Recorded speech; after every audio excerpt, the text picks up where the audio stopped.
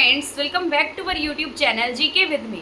तो आज के इस वीडियो में मैं आपके साथ डिस्कस करने वाली हूँ चंडीगढ़ जेबीटी एजुकेशन डिपार्टमेंट में जो 300 प्लस वैकेंसीज आने जा रही हैं उसके बारे में।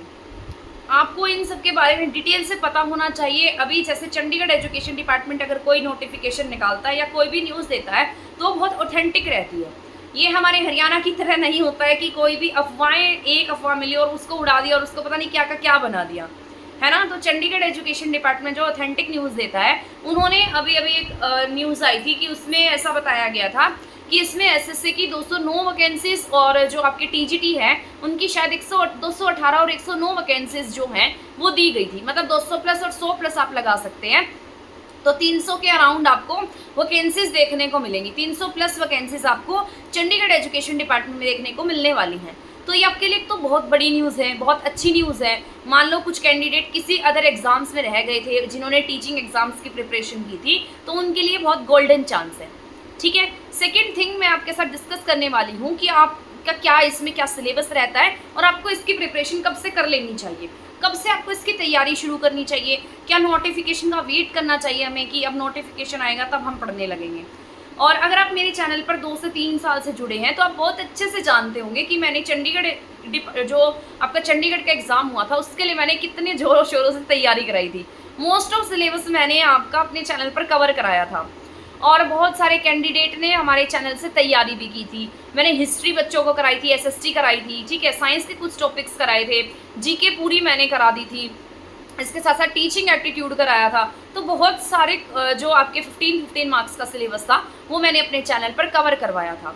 अब बात कर लेते हैं इस एग्ज़ाम की कि एग्ज़ाम कितने मार्क्स का रहता है, क्या इसमें नेगेटिव मार्किंग होती है या नहीं होती है।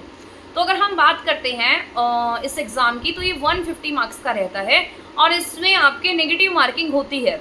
ठीक है, जैसे हरियाणा के एग्ज़ाम में नेगेटिव मार्किंग देखने को नहीं मिलती, लेकिन यहाँ पर आपको नेगेटिव मार्किंग देखने को मिलेगी। ठीक है, तो एक बात तो ये हो गई है कि आपको इस एग्ज़ाम में नेगेटिव मार्किंग देखने को मिलने वाली है। तो आपको इसमें थोड़ा सा और भी अवेयर रहना है और भी अच्छे से प्रिपरेशन करनी है। अब मैं बात कर लेती हूँ 150 मार्क्स में आपके क्या क्या सिलेबस रहता है। ठीक है, तो मैंने आपको जैसे जनरल अवेयरनेस भी पिछली बार बहुत सारी कराई थी, मंथ वाइज करंट अफेयर मैंने बिल्कुल अच्छे से कराया था और बहुत सारे क्वेश्चंस वहाँ से आए थे और मुझे बहुत सारे अच्छे अच्छे रिव्यू भी देखने को मिले थे जब मैंने प्रिपरेशन कराई थी और ये रिव्यू मैंने अपने चैनल पर शेयर भी कर रखे हैं। तो अगर मैं बात करती हूँ सबसे पहले जनरल अवेयरनेस की, तो जनरल अवेयरनेस आपके एग्जाम में 15 मार्क्स का रहता है। अगर जनरल अवेयरनेस की प्रिपरेशन की बात करते हैं तो इसकी प्रिपरेशन के लिए आपको मंथ वाइज करंट अफेयर करना होगा। वैसे बुक लिस्ट तो मैं आपको नेक्स्ट वीडियो में शेयर करूंगी, अभी बस एक थोड़ा सा रिव्यू दे देती हूँ ताकि आपको आइडिया हो जाए कि एग्ज़ाम जो है वो हमारा किस तरीके से आता है और क्या क्या हमसे इस एग्ज़ाम में पूछा जाता है। ठीक है, तो 15 मार्क्स की क्या रहती है, जनरल अवेयरनेस रहती है। इसका जो सबसे नॉर्मल तरीका रहता है करने का वो मंथ वाइज करंट अफेयर रहता है। आप मंथ वाइज करंट अफेयर करेंगे बट थोड़ा डीप करना पड़ेगा क्योंकि 15 मार्क्स का रहता है ना। और पिछले टाइम में जितनी न्यूज़ आपने देखी हैं या आज से भी आप कर सकते हैं, पिछले मंथ के जनवरी से आप अपना करंट अफेयर उठा सकते हैं और उसको करना स्टार्ट कर सकते हैं। अब एक दिन का तो आप करेंगे नहीं, मंथ वाइज करेंगे तो उसका आपको बेनिफिट मिलेगा। ठीक है, तो जनरल अवेयरनेस कितने मार्क्स की रहेगी आपके एग्जाम में, 15 मार्क्स की रहेगी। ऐसे ही अगर मैं टीचिंग एप्टीट्यूड की बात करती हूँ, टीचिंग एप्टीट्यूड भी 15 मार्क्स का रहता है, 15 मार्क्स का रहता है। टीचिंग एप्टीट्यूड मैंने इतना सारा कराया आपको, इतना सारा करवाया है, पूरी प्लेलिस्ट बनी हुई है, उसके बाहर आपको कुछ भी करने की नीड नहीं है। मैंने बहुत अच्छे से करवा रखा है। मैं ऐसे अपनी तारीफ नहीं कर रही हूँ, बट जो रिव्यू मुझे देखने को मिले, जैसे मैंने एग्जाम देखा, जैसे क्वेश्चन पूछे गए थे तो वो उसी तरीके के थे जैसे मैंने अपनी वीडियो में करवा रखी हैं। तो टीचिंग एप्टीट्यूड के लिए आपको कहीं भी जाने की ज़रूरत नहीं है, ऑलरेडी बहुत सारा टीचिंग एप्टीट्यूड कराया हुआ है। इसके बाद अगर मैं बात कर लेती हूँ एसएसटी की, तो आपके एग्जाम में एसएसटी भी 15 मार्क्स की रहती है। एसएसटी भी मैंने बहुत सारी करवा रखी है और मोस्ट ऑफ बहुत सारे क्वेश्चंस वहाँ से अटैम्प्ट हुए हैं। एसएसटी के लिए आपको मॉडर्न हिस्ट्री ज़्यादा करनी है और इसके साथ साथ जो आपकी एंशिएंट हिस्ट्री रहती है वो आपको करनी है।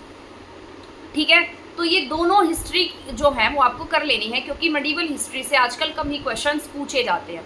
तो ये 45 मार्क्स का आपका पेपर हो जाता है। ठीक है, इसके बाद अगर मैं बात कर लेती हूँ साइंस की, तो साइंस भी आपके एग्जाम में 15 मार्क्स की रहती है। 15 मार्क्स में आपको जो आपके 6 to लेकर 10 तक की साइंस है वो अच्छे से करनी है। बहुत ज़्यादा टफ लेवल की साइंस नहीं आती है, बेसिक साइंस जो आपके एनसीईआरटी की बुक्स में है उन साइंस में से क्वेश्चन आता है, ठीक है। तो 15 मार्क्स में आप जनरल साइंस पढ़ लें या फिर एनसीईआरटी से रीड कर लें, जो एनसीईआरटी की बुक होती है जो स्कूल्स में लगती हैं उनसे पढ़ देंगे तो भी आपका बहुत सफिशियंट रहेगा। बाद में मैं आपको ये सारी बातें लिखकर डिटेल के साथ टॉपिक वाइज बताऊंगी कि कौन सा टॉपिक आपको करना है, ठीक है ना। अभी बस एक ऐसा रिव्यू मैं शेयर कर रही हूँ आपके साथ में कि आपको कैसे क्या क्या रहता है और क्या क्या तैयारी करेंगे, बट इंपॉर्टेंट बहुत है ये आपके लिए, ठीक है। तो ये 60 मार्क्स आपके यहाँ से हो गए। 60 मार्क्स में भी आपके 4 सब्जेक्ट मैंने आपको बताए हैं, टीचिंग एप्टीट्यूड, एसएसटी, साइंस और इसके साथ साथ हमने जनरल अवेयरनेस बताया था, ठीक है। इसके बाद हम बात कर लेते हैं लैंग्वेज की। हिंदी, इंग्लिश और पंजाबी ये 10-10 मार्क्स की रहती हैं आपके एग्जाम में, 30 मार्क्स का ये रहता है, ठीक है। हिंदी, इंग्लिश और पंजाबी। पंजाबी कंपलसरी होती है, सभी को करनी होती है, बट ज़रूरी नहीं है कि मतलब आप उसे छोड़ नहीं सकते। ऐसा नहीं है कि आप उसकी जगह कोई और लैंग्वेज ले लेंगे, तो आपको करनी पड़ेगी। 30 मार्क्स की हो गई तो आपके यहाँ से 60 और 30 90 मार्क्स हो जाते हैं। 10 नंबर का आपका कंप्यूटर रहता है। कंप्यूटर आप लूसेंट की बुक से कर सकते हैं, जनरल कंप्यूटर के क्वेश्चन पूछे जाते हैं। अगर आप वो बेसिक वाली कंप्यूटर भी कर लेते हैं तो भी आपके वहाँ से ईजीली 7 से 8 मार्क्स बन जाएंगे, ठीक है। क्योंकि पिछली बार बहुत इजी लेवल के क्वेश्चन पूछे गए थे, तो जिसने भी वो क्वेश्चन किए होंगे, लूसेंट की बुक पढ़ी होगी, तो आप बहुत इजीली उसको कर लेंगे। तो यहाँ से 110 नंबर का सिलेबस आपका हो जाता है, ठीक है। अब बात कर लेते हैं हमारे 40 मार्क्स के सिलेबस में क्या रहता है। अभी हमारे पास मैथ रह गया है, रीजनिंग रह गई है, ठीक है। एक सब्जेक्ट और है, शायद वो मैं भूल रही हूँ, अभी मैं आपको बताती हूँ, ठीक है। सॉरी, मैं आपको कंप्यूटर 10 मार्क्स का बता गई थी। कंप्यूटर आपके एग्जाम में 15 मार्क्स का आता है, ठीक है।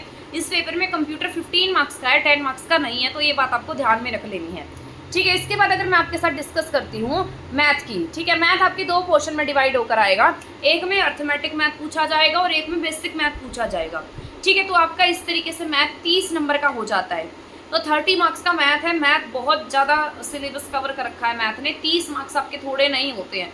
तो आपको 30 मार्क्स की तैयारी बहुत अच्छे से करनी है, बहुत बढ़िया तरीके से कर लेनी है, क्योंकि मैथ ही मैथ दिखने वाला है आपको एग्जाम में। और मैं झूठ नहीं बोलूँगी, मैथ थोड़ा टफ भी आता है। तो बाकी सब्जेक्ट मैंने जैसे कहे कि बेसिक आते हैं, इजी लेवल आता है, मॉडरेट आता है, बट मैथ आपका टफ देखने को मिलता है, ठीक है। इसके बाद रीजनिंग आपके एग्जाम में 15 मार्क्स की रहती है, 15 मार्क्स की रहती है। तो ये टोटल ऑल ओवर आपका 150 मार्क्स का कंप्लीट सिलेबस हो गया है, जो भी मैंने आपके साथ डिस्कस किया है। आपको इसमें घबराने की, डरने की कोई ज़रूरत नहीं है। मैं ये सारा का सारा आपको लिखकर भी आपके साथ में शेयर करूँगी, ठीक है। कंप्लीट डिटेल के साथ एक और वीडियो आएगी जिसमें कंप्लीट बुक लिस्ट बताई जाएगी, कंप्लीट इंपॉर्टेंट टॉपिक्स बताए जाएंगे। आपको घर पे तैयारी करनी है, कोचिंग लेनी है, कौन सी प्लेलिस्ट देखनी है, कौन सी वीडियोस देखनी है और कब से तैयारी करनी है, ये सारी बातें आपके साथ डिस्कस की जाएंगी, ठीक है। तैयारी की अगर मैं बात करती हूँ तो 2-4 दिन रुक जाइए, आप थोड़ा पेशेंस रखिए। जो एग्ज़ाम की तैयारी कर रहे हैं पहले उन एग्ज़ाम्स को दे लीजिए। अभी जैसे ही आपको कुछ और न्यूज़ मुझे देखने को मिलेंगी तो मैं आपके साथ ज़रूर शेयर करूँगी, ठीक है। तो वैसे बट ओवरव्यू जैसे जो भी बातें होती हैं उन पर एक बार थोड़ा ध्यान देते रहिएगा। ये नहीं है कि मतलब आप इन बातों को छोड़ देंगे या इस पर ध्यान नहीं देंगे, ठीक है। तो आपको इन सब बातों पे ध्यान देना है और इनकी पूरे अच्छे तरीके से प्रिपरेशन करनी है। जब मैं आपको थोड़ा सा, अभी मैंने आपको एक रिव्यू सा शेयर कर दिया है ताकि आपको एक आइडिया हो जाए कि हमें कैसे तैयारी कर लेनी है, ठीक है। बुक लिस्ट भी बताऊंगी, सारी चीज़ें मैं आपके साथ डिस्कस करूंगी। जनरल अवेयरनेस आप कहाँ से करेंगे सब मैं आपके साथ डिस्कस करूंगी। चैनल के साथ बने रहिएगा। चैनल को शेयर नहीं किया तो शेयर कर देना, वीडियो